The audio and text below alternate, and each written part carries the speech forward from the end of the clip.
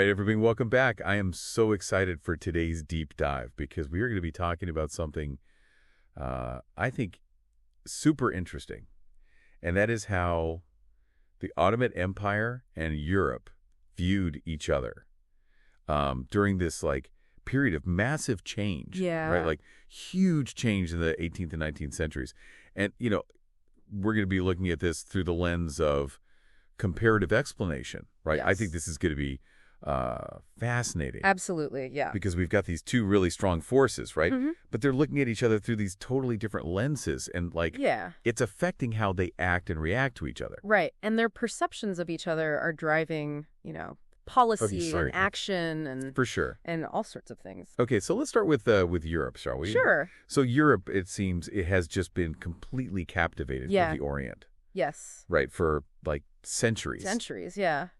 I think it's interesting because, we're talking about, travelers bringing back these tales and Mhm. Yeah. scholars writing about it, Mhm.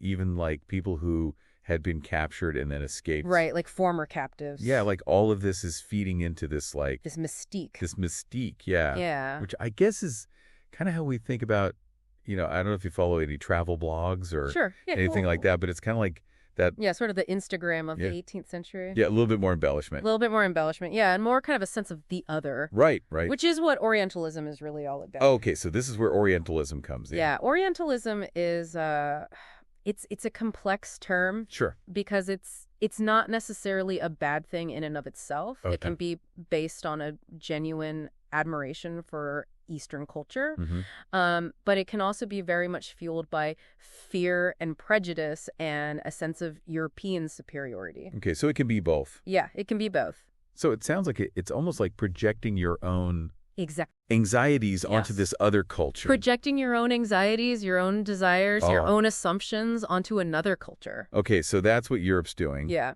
But what about the Ottomans Yeah. during this same period? So Were they equally fascinated with Europe? that's the fascinating part. Okay.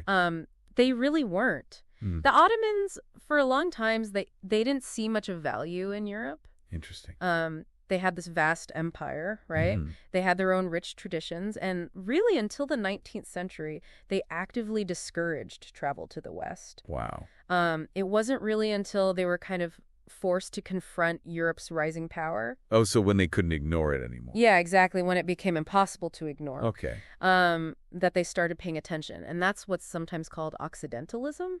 Okay, so they have their own ism. They have their own ism, yeah. Occidentalism. Ism, right. So it's like Europe's looking at the East going, ooh, what's over there? Yes. And the Ottomans are kind of like, We're good. yeah, we're good over here. We got our own thing going on. Right. And I guess in terms of comparative explanation, I mean, Yeah.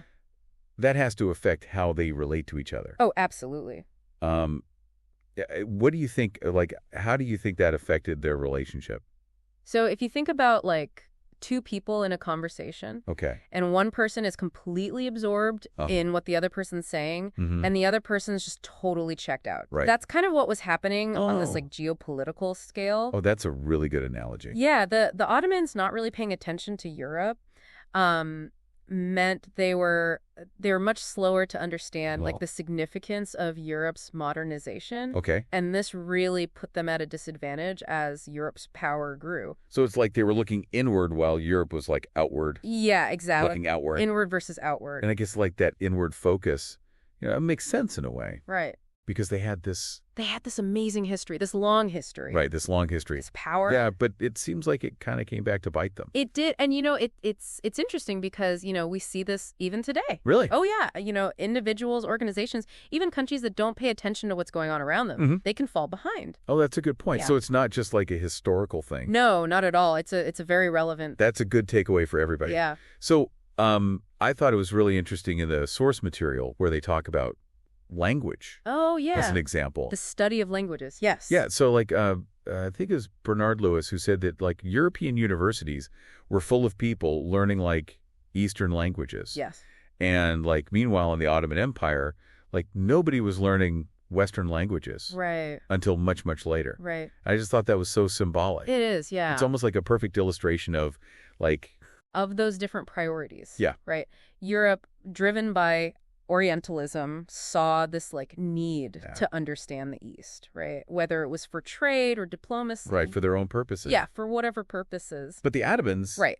They didn't have that same drive. They didn't see the need to learn about the West. Yeah, and that's, that's where that comparative explanation lens is so useful. Right, because we can see how these two different perspectives shaped their actions and ultimately their destiny. And their destinies. Yeah, wow. Yeah. So I guess to kind of like sum up, like it seems like perceptions really matter.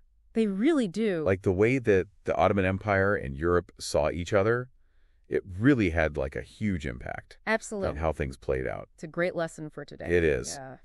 So I guess as we kind of wrap up here, I would love to just leave everyone with a thought. Sure. What are some modern day examples of this happening? Where we see these, different worldviews clashing. Yeah, where maybe we're not paying attention or we have these preconceived notions. Yeah, what are our blind spots? What are we not seeing? And how is that affecting the world? Yeah.